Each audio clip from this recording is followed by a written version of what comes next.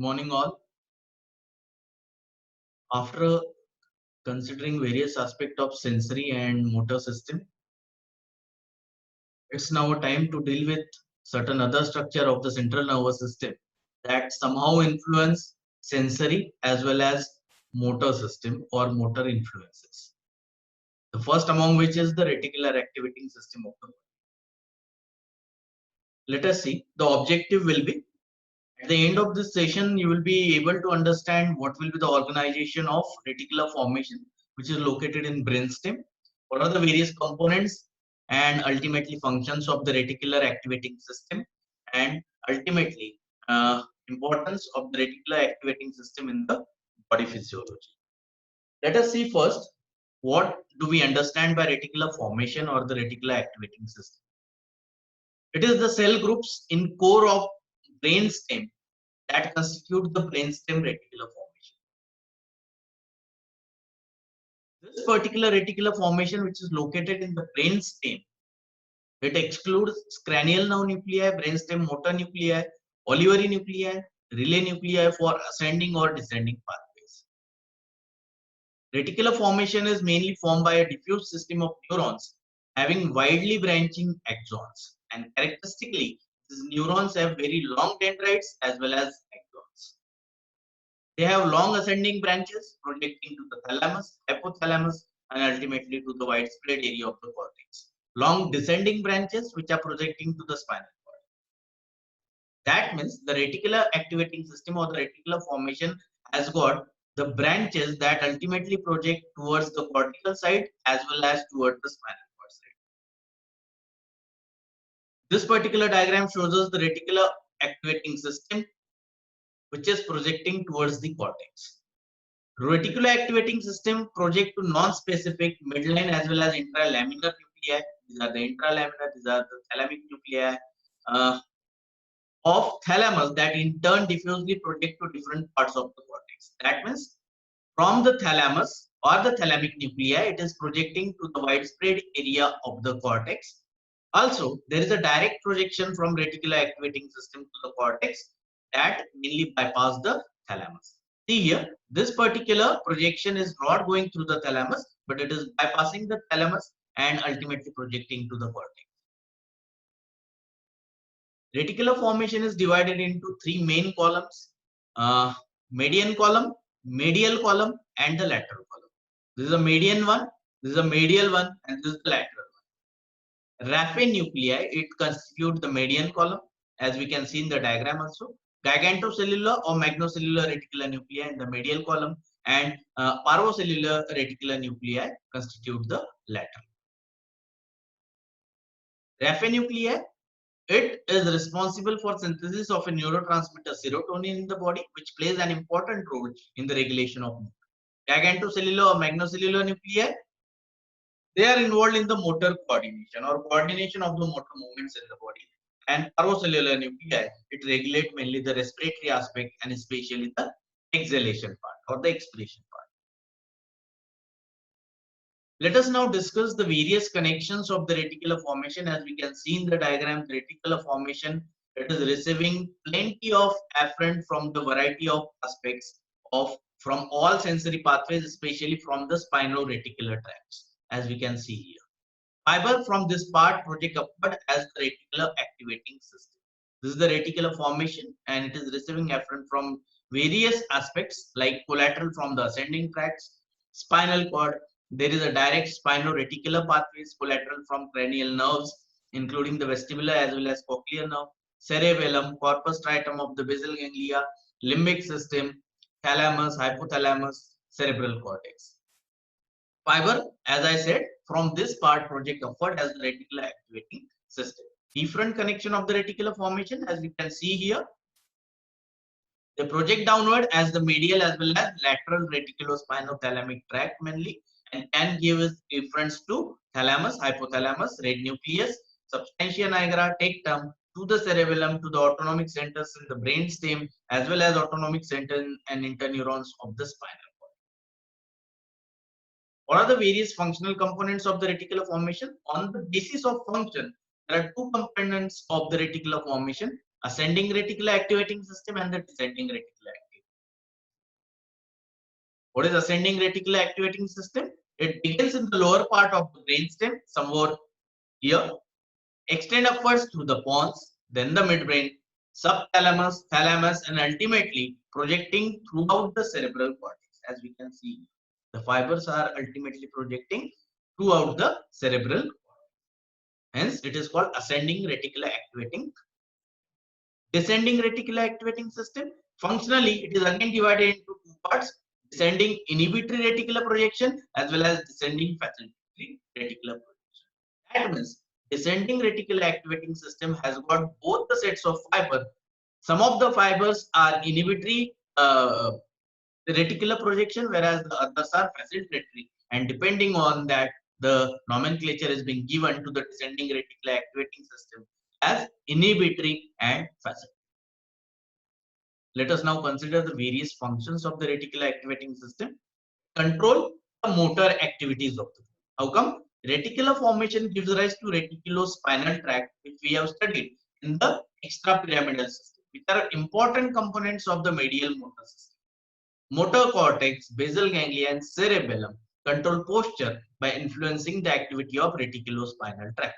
There are two varieties of reticulospinal tract, as we have already studied: pontine or the medial, and medullary or the lateral reticulospinal tract. After being originated from the nuclei, that is pontine reticular nuclei and the medullary reticular nuclei, they run from pons and medulla to enter the medial group of anterior horn cells in the spinal cord. What function they are bringing about? It controls mainly the tone of anti-gravity extensors, and by controlling the activity of gamma motor neuron, they help control the posture as well as equilibrium during the performance of various movements.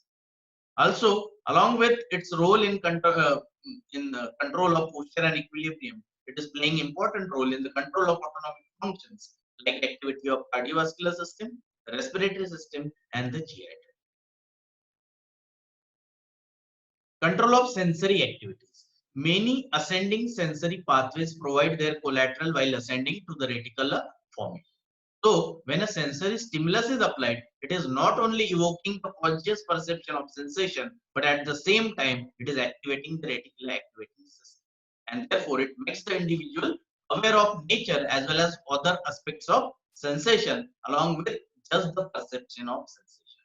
For example, pain sensation, along with alertness for sensation, there is a simultaneous stimulation of endogenous analgesia system. And this is because of the simultaneous activation of the reticular activity. Third function is control of cardiovascular as well as respiratory function. As we all know, we have studied in the respiratory system and cardiovascular system that the various centers which are the control centers of cardiovascular system and respiratory system are located in the brainstem reticular formation. For example, vasomotor center located in the medullary reticular formation, it controls heart rate, cardiac output, and vascular. At the same time, cardio inhibitory center also regulates heart function and blood pressure. Inspiratory and expiratory group of neurons are located in the central gigantocellular cells in the medulla. Pneumotaxic and apneustic center are located in the pontine reticular formation. These centers are located in medulla as well as in the pons, control various aspects of the respiration. Control of visceral formation. Reticular formation, through its extensive hypothalamic connections, control various visceral functions, which includes vomiting and swallowing reflexes, are integrated in the medullary reticular form. Sleep and wakefulness.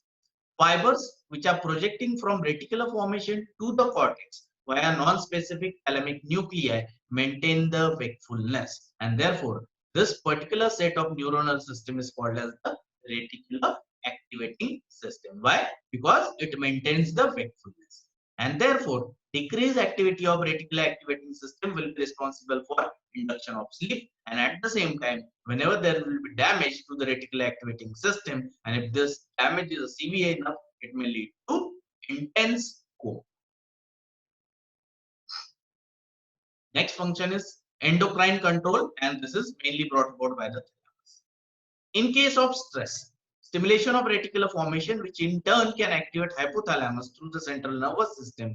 So increases the release of corticotropin releasing factor from the hypothalamus, which when act on the anterior pituitary helps in release of adrenocorticotropic hormone. This increases the cortisol secretion. There is increased secretion of catecholamine as well as gastric hydrochloric acid. Also, it stimulates the thyroid stimulating hormone secretion through the hypothalamus, also cause release of various hormones. Next is regulation of circadian rhythm.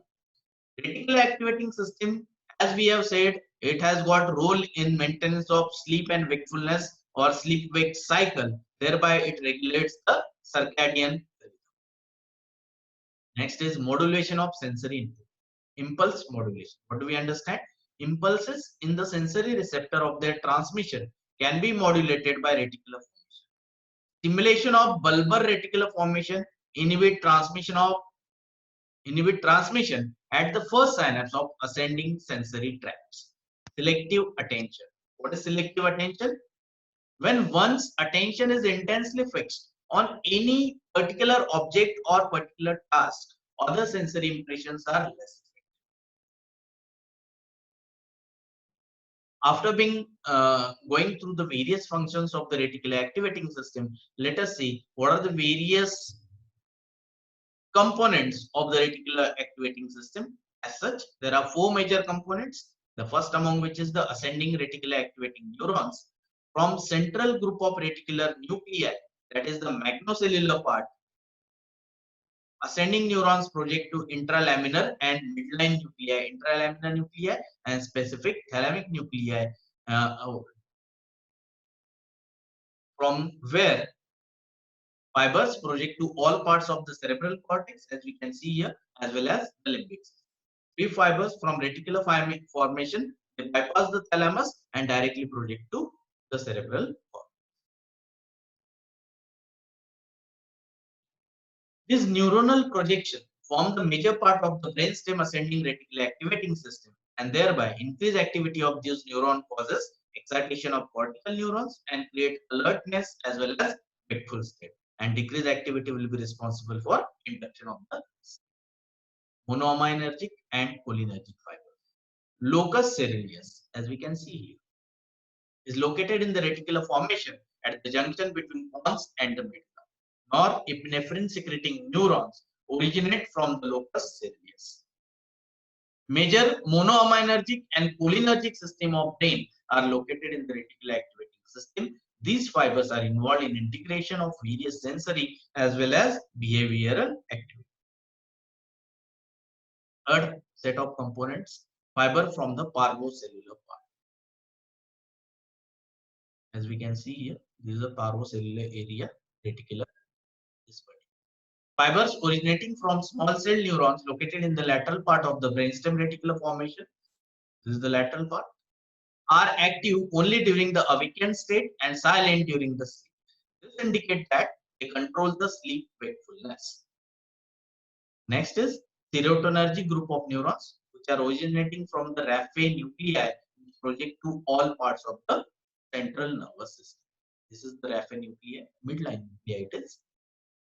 These neurons are active during the sleep, which indicates that these neurons are involved in genesis of sleep. The stemnergic neuron projecting from hypothalamus to various parts of the central nervous system play a major role in the arousal mechanism. After being going through various neurotransmitter secreting neurons, we came to know large cholinergic neuron mainly project to cortex via the thalamus, small adrenergic neurons via intralaminar nuclei of thalamus, or adrenergic neurons goes to cerebellum, dopaminergic neurons are going to basal ganglia, whereas the serotonergic neurons projecting to the thalamus, cerebral cortex, hypothalamus, and the various structures in the limbic system. Some of the applied part of the reticular formation, drugs that stimulate or excite the reticular formation, alerting and the arousal response is brought about by the sympathomimetic drug. Sympathomimetic in the sense, the drugs which mimic the action of sympathetic nervous system, and hence the name sympathomimetic. like epinephrine, norepinephrine, or adrenaline, noradrenaline, and amphetamine. Acetylcholine also increases cortical activity. Increased CO2, rise of BP also increases the excitability of reticular activating. Drugs which inhibit the reticular formation are general anesthetics, sedatives, for example, barbiturates, which diminish the activity of reticular activity. With this, we comes to an end of the overall role of reticular activating system in the various segments, like in the control of sleep wakefulness cycle, in control of motor movements, in control of various sensory modalities, and the other aspects of the body. Thank you.